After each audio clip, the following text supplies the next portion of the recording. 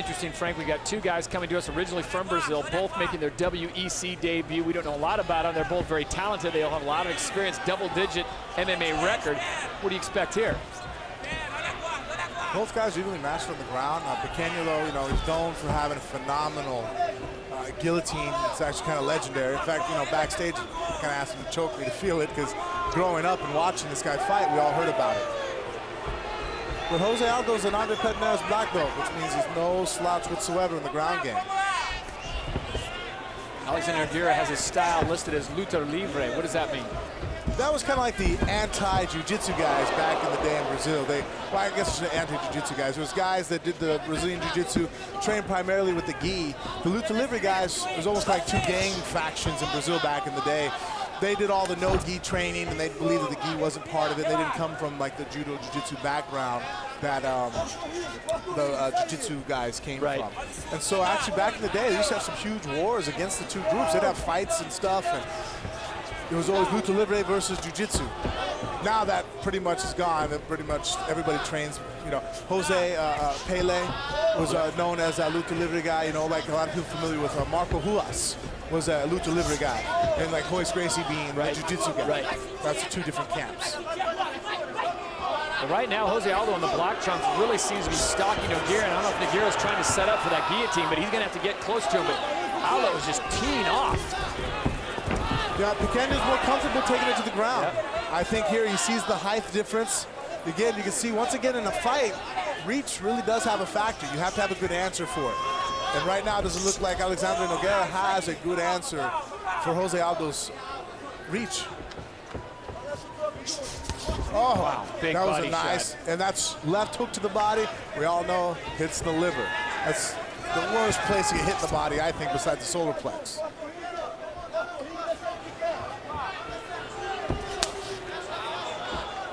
See how quick he brought that up? Jose Aldo showing serious skills right now, and Alexandre Nogueira trying to even things up. The one thing I just can't help but noticing right now is they almost look like they belong in two different weight classes. Jose Aldo's good size for, you know, the featherweight class here. Well, Alexandre Nogueira looks like he just is giving up height and reach. And they both weighed in identical at 145.5 pounds. Well, Alexandre Nogueira is probably close to that as his natural weight. Probably, you know, floats around at 155 himself. It looks like Jose Aldo is probably, you know, naturally probably in the offseason 170-pound guy. About 15 pounds, and he's taller. Quick jabs right now from Jose Aldo, really telling the story in round number one, and a big combination. Caught him with a nice uppercut. That was beautiful. He used the jab to see how Alexandre Nogueira was going to react, and all he did was put his fists together and his elbows, conventional shield blocking and boxing. The only problem is you can split that right up the center with the left uppercut, or the right uppercut.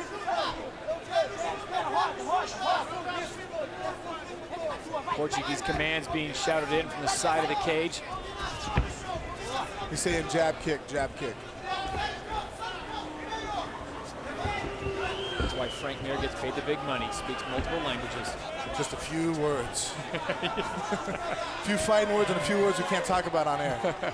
Coming up on 1 minute to go here in round number one in this featherweight bout, and once again it's Aldo connecting on the chin of Nogueira.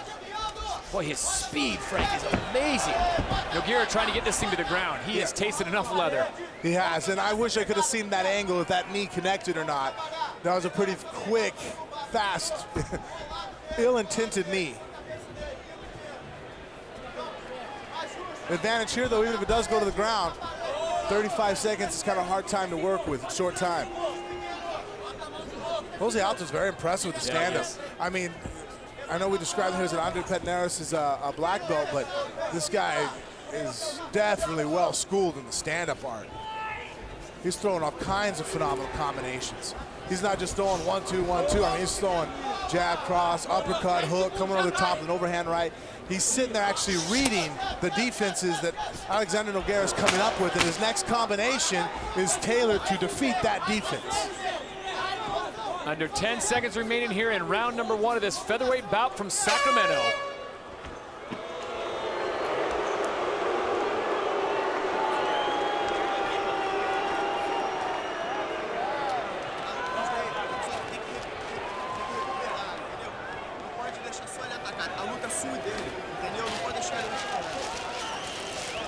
Back in Sacramento, inside the cage, as the cornermen go to work on Alexandre Nogueira. Really took most of the punishment. As we go back, Frank, Jose Aldo pushing the pace. Yeah, Jose Aldo, you know, I got to be honest with you, I don't think Pequeño's thrown a single punch that I can recollect right now, or it definitely didn't land it. Here you see Jose Aldo just again, he faked the right hand, he came over the left side and threw that vicious left hook to the body. Here comes that uppercut that just split his gloves. That's awesome. Jose Aldo was doing that. He was throwing combinations. Alexandre Nogueira was blocking his ears, avoiding the hook, and he left himself open for the uppercut. Just shows what kind of level Jose Aldo is at striking. He's extremely well versed at striking. Spit on us. Round number 2 set to get underway here in the featherweight division. We are scheduled for 3 5-minute rounds. Jose Aldo in the black trunks. Alexandre Nogueira in the green trunks. Nogueira has to do something, honestly, here. That first round, hands down, went to Jose Aldo. I don't care. The worst decision in the world could not possibly give that to Alexandre Nogueira. So he really has to come up with some kind of game plan right now. Hopefully his corner told him something. Well, you see the reach advantage for Jose Aldo. I mean, that guy's got a huge wingspan. And like we've seen in previous fights, if you can't get through there, you got no shot. See, the funny part is, I keep looking at the stats, and I'm wondering what the difference in reach is. And both guys are listing themselves at 5'7". There ain't no way, somebody's lying. Different tape measures in different parts of Brazil, I don't know.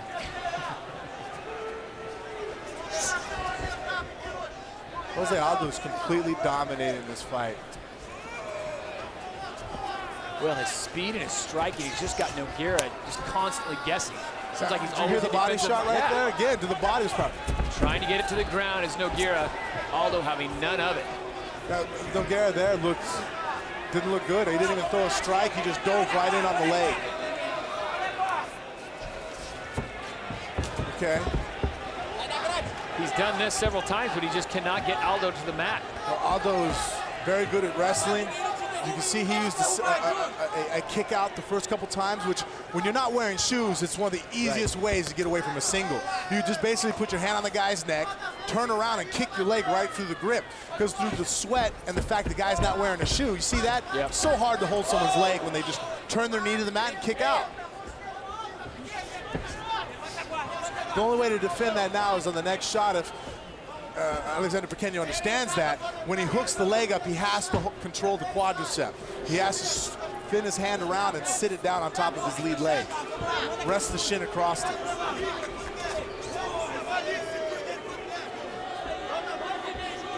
Fans here in Arco Arena getting a little bit restless. You'd think from two guys coming from Brazil, we'd see a lot of Brazilian jiu-jitsu, but so far, Frank, this has been pretty much a boxing match. One-sided boxing match. One-sided boxing match in the favor of Jose Aldo in the black trunks. Dominated round number 1. Here we are coming up on the halfway point, or just past the halfway point of round number 2. And once again, Nogueira just cannot get him to the ground.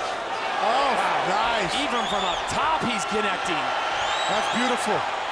He passed over, didn't go into the full guard. Right now he's in half guard. Nogueira has the half guard sweep trying to go, but he's not liking the punch. He's hurt bad. Steve Mazzagatti taking a close look. That was awesome what he did with the leg. You see how his left leg was over the top? That was a bad way to mount. Look at this mount. That's the right way to mount. That was awesome. Mount. Steve Mazzagatti is going to be stepping in here momentarily. Pequeño needs to get his left foot in front of him and just shove him off. He's not getting anything done in this position right here in the half guard. Nogueira is completely gone into offensive mode, and Steve Mazzagatti will watch this. If he needs to work the sweep to defend himself, he's gonna end it. See, his right hand is stuck right now. Jose Aldo's. That's it. Mazzagatti has seen enough, and Alexandre Nogueira has taken enough. Nogueira took some bad shots there. Yes, he did. I agree with that stoppage. A lot of people might say he didn't do anything to defend himself back. Here you see he's going to throw that right hand right down the middle. That was his lead side, too. That is really a powerful strike. Here he blocked off any type of sweep, controlled the hands, came to the top, came down punching, and this is just the end of it. He started, once he got the proper way to mount, it came across the top. Here he's sitting with the knee on belly, had the hand trap. Wow. And that is a dismount. Yeah, 6 feet off the top of the cage, a backflip from Jose Aldo. I'm jealous. I'm refused to watch that. I haven't seen a heavyweight do that yet. He's not killing himself, so. But the featherweight was spectacular in his WEC debut. He runs his MMA record, Jose Aldo, to 11-1. Wow, what a performance.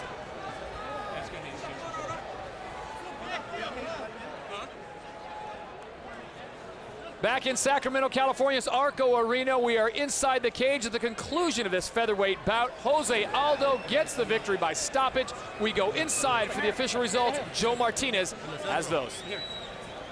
Ladies and gentlemen, in comments, 3 minutes, 22 seconds of round number 2 for your winner by stoppage due to strikes in his WEC debut, Jose Jr.